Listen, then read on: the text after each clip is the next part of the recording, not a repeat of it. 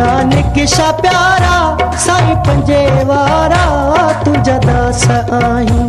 नानक शा प्यारा साईं पंजे वारा तुझा दास आहियूं। तुझा दास आहियूं तोखे बधायूं।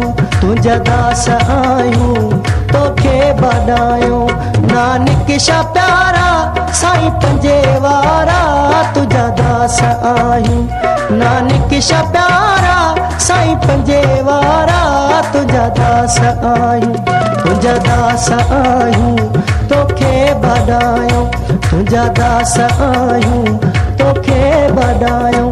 नानक शा प्यारा साईं पंजे वारा तुझा दास आहियूं। नानक शा प्यारा साईं पंजे वारा तुझा दास आहियूं।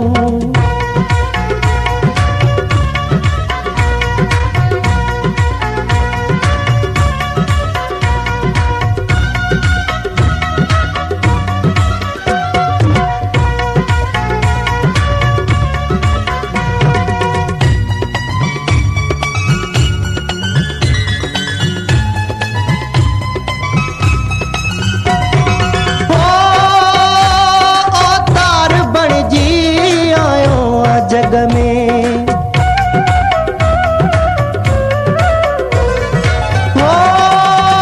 अवतार बण जी आयो जग में। हिंदू धर्म जी रक्षा करण लाइ तुझे आसरे ते आहे जग ही सारो तुझा दास आहियूं।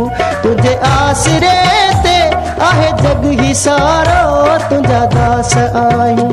तुझा दास आहियूं तोखे बधायूं। तुझा दास आहियूं तोखे बधायूं।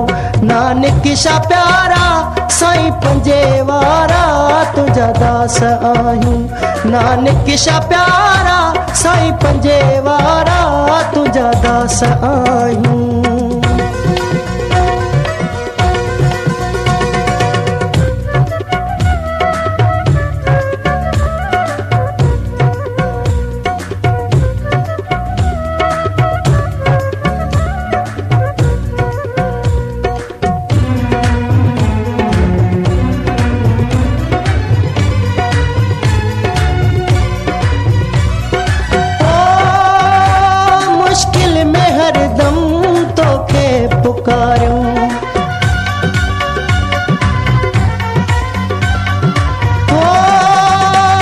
मुश्किल में हरदम तोखे पुकारूं।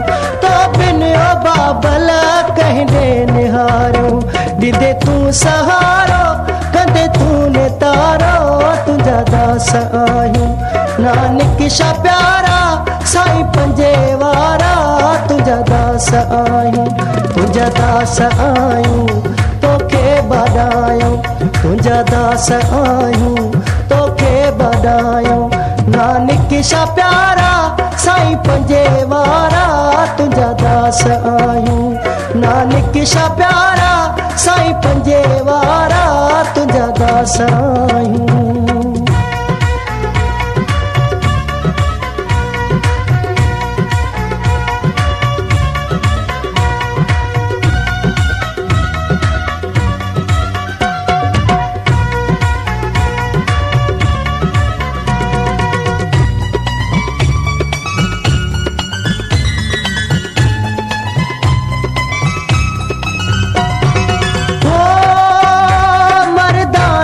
पंहिंजी मेहर कईया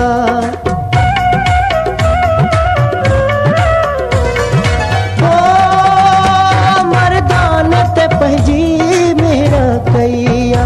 मखण शाह जा तो दर दुखड़ा नहीं विया। गिरदारी वरतो तुझो आप नारो तुझा दास आहियूं।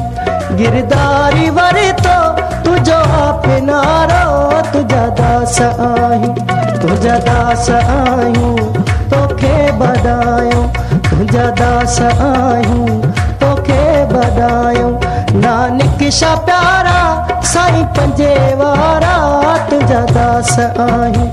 नानक शा प्यारा साईं पंजे वारा तुझा दास आहियूं। तुंहिंजा दास आहियूं तोखे बधायूं तुंहिंजा दास आहियूं तोखे बधायूं नानक शा प्यारा साईं पंजे वारा तुंहिंजा दास आहियूं नानक शा प्यारा साईं पंजे वारा तुंहिंजा दास आहियूं